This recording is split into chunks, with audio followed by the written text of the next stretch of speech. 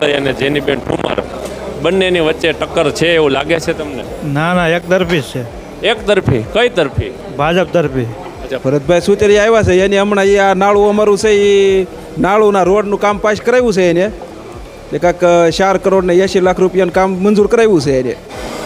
તો નમસ્કાર દર્શક મિત્રો, આજ ગુજરાત 24ની ટીમ લીલિયા મુકામે આવી ગઈ છે. આ લીલિયા એ છે જે હાલના કોંગ્રેસના પ્રમુખ પ્રતાપ દુધાત, અને જે પ્રતાપ દુધાત છે તે આ જ કોન્સ્ટિટ્યુન્સી, આ જ વિધાનસભામાંથી ધારાસભ્ય પણ રહી ચૂકેલા છે. તો ત્યારે આવ્યું આ જે હીરા ઘસુ છે, જે હીરા ઘસુ ગામથી જુદા જુદા ગામથી આવતા હોય છે, પૂરી વિધાનસભામાં આવતી હોય છે.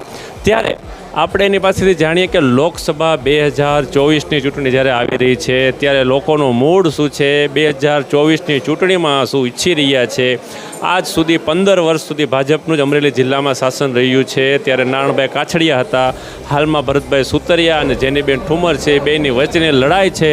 તો હીરા ઘસુ જે બે ભાઈઓ બેઠા છે એને જ પૂછીએ, ભાઈ આપનું નામ શું? હકાભાઈ. હકાભાઈ, કયું ગામ આપનું? પીપળવા. પીપળવા. અચ્છા, તો શું કહે છે પીપળવા? પીપળવા શું કે મોંઘવારી માંજા મૂકી એમ કહીશ. અચ્છા, 15 વર્ષ નારણભાઈ કાછડિયા ભાજપના સાંસદ રહી ચૂક્યા છે, પ્રતાપભાઈ દુધાત ધારાસભ્ય રહી ચૂક્યા છે. તો એ લોકોએ શું વિકાસ કેવો કર્યો? વિકાસ તો એનો કર્યો ઘરનો. અચ્છા, ઘરનો વિકાસ કર્યો, તો પબ્લિક આજ સુધી કેમ કાંઈ બોલતી નથી? બોલે છે પણ સરકાર એની છે, બોલે એને પકડી દઈશ. અચ્છા, તો ભાઈ એમ કહે છે કે સરકાર એની છે, બોલે તો પકડી જાય છે. એમાં તમે શું કહો છો? કોનું કહીશ? એમ કહે છે કે ભાજપની સરકાર છે, જો કંઈ ભાજપની વિરુદ્ધમાં બોલે છે તો પોલીસ પકડી જાય છે. પોલીસ થોડી આમ પકડે ગયા વાઘ ગુના વગેરે કાંઈ. અચ્છા, તો તમે હવે એ કહો કે હાલમાં ચૂંટણીનો માહોલ જામ્યો છે, ભરતભાઈ સુતરિયા અને જેનીબેન ઠુમર બંનેની વચ્ચે ટક્કર છે એવું લાગે છે તમને? ના ના, એક તરફી જ છે. એક તરફી? કઈ તરફી? ભાજપ તરફી. અચ્છા, ભાજપ તરફી છે. તો તમે નારણભાઈ કાછડીને ઓળખો છો? નારાયણભાઈને તો ઓળખવી છે. છેલ્લે ક્યારે મળ્યા હતા?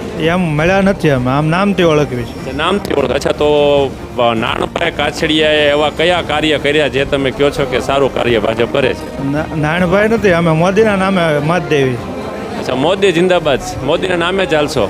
વિકાસનું વિકાસ મોદીએ કર્યો છે. અચ્છા, કયો લીલિયામાં એવો વિકાસ કર્યો જે તમે મત આપશો?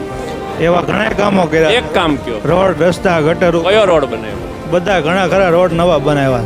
અચ્છા, ગટરનું તમે બોલ્યા, તો લીલિયામાં મેં વારંવાર સાંભળીએ છે ગટરની બહુ સમસ્યા છે. એ તો સમસ્યા તો છે જ, પણ ગટરનું કામ સારું કર્યું છે. ગટરનું કામ સારું કર્યું ને સમસ્યા છે સાહેબ? અચ્છા, ચાલો ગટરને ભૂલી જાય. તો જેમ કે સાંભળ્યું ભાઈ કે રોજ આ શું કહો છો સાહેબ તમે? તો આપ જેમ કે સાંભળીએ ભાઈ હીરા ઘસી રહ્યા છે, ડાયમંડનું કામ ચાલુ છે. હમણાં થોડાક દિવસ પહેલાં પરેશભાઈ ધાનાણી પણ હીરા ઘસતા તેવો વિડીયો આવ્યો હતો, ત્યારે હીરા ઘસુ ભાઈઓ બેઠા છે. સાહેબ કેવું ચાલે છે? જેમ કે ભાઈ કર્યા છે, તો આપણે જો અંદર હીરા ઘસુ ફૂલ બિઝી છે, હીરા ઘસી રહ્યા છે. એટલે કે આ એક ગુજરાતનું જે એક હબ છે, જે આપણે જે રોજીરોટી માટેનું એક મોટામાં મોટું કહી શકાય કે અમરેલી જિલ્લો છે જે હીરા ઘસુ ઉદ્યોગ ઉપર જ ચાલે છે, જેમાં હીરા ઘસુ ઉપર જ રોજીરોટીના સ્ત્રોત છે. એક ખેતી ને બીજું હીરા ઘસુનો ઉદ્યોગ છે. ત્યારે હીરા ઘસુ ભાઈ એક જોઈ શકાય છે કે હીરા ઘસી રહ્યા છે, આપ જોઈ શકાય છે. સાહેબ શું નામ આપનું? મનોજભાઈ. મનોજભાઈ, કેવો છે હાલમાં મંદી તેજી? બહુ મંદી જેવું છે. ફૂલ મંદી છે. તો ચૂંટણીમાં કેવું લાગશે? એ આપણને ન ખબર હોય. સાહેબ મંદીનો અસર ચૂંટણીમાં દેખાશે? એમાં મને ન ખબર હોય. નહીં ખબરનો આપ વોટર તો છો ને ભારતના, અમરેલીના, તો શું લાગે છે? એ ઓલા ભાઈને પૂછો બાજુમાં, એ મને જેમ કે આપ જોઈ શકાય છે કે બધા હીરા ઘસુ ભાઈઓ બેઠા છે ને કહી રહ્યા છે કે આને ગજબ આ એક સીલ આ જોઈ શકાય છે કે આ કેવું કામગીરી ચાલી રહી છે. આપ જરા હીરા ઘસ કામગીરી દેખાડજો કે કેવું જાદુઈ જ કામ છે. આપ જોઈ શકાય છે કે કઈ રીતનું કામ કરી રહ્યા છે. આ સિલ્ક છે એક જાતનું, જે આપણે અમરેલી જિલ્લાનું આવકનું મોટામાં મોટું સાધન છે તે છે. ત્યારે આપણે જોઈ શકાય છે કે હીરા ઘસુનું કેવું મોટું સાધન છે. અને આ હીરા ઘસુ લોકો જ એવા છે જે મત બેંક ફેરવી શકે છે. આપણે ચૂંટણી ટાઈમે જોઈએ છીએ કે સુરતથી ગાડીઓ ભરીને લાવવામાં આવે છે. શું કામે કે આ જે હીરા ઘસુ વર્ગ છે જે વધારે પડતા અમરેલી જિલ્લાના છે, તે લોકો સુરતમાં વસવાટ કરે છે. અને જે વોટ બેંક મોટી જે છે. સાહેબ શું નામ આપનું? રેવાભાઈ. દેવાભાઈ, કયું ગામ આપ? કુતાણા. કુતાણા ક્યાં આવ્યું? આપણે અહીંયા હનાળિયા પા લીલિયા તાલુકા. રોડ રસ્તા કેવા? રોડ તો અત્યારે હાવ ખરાબ થઈ ગયો છે.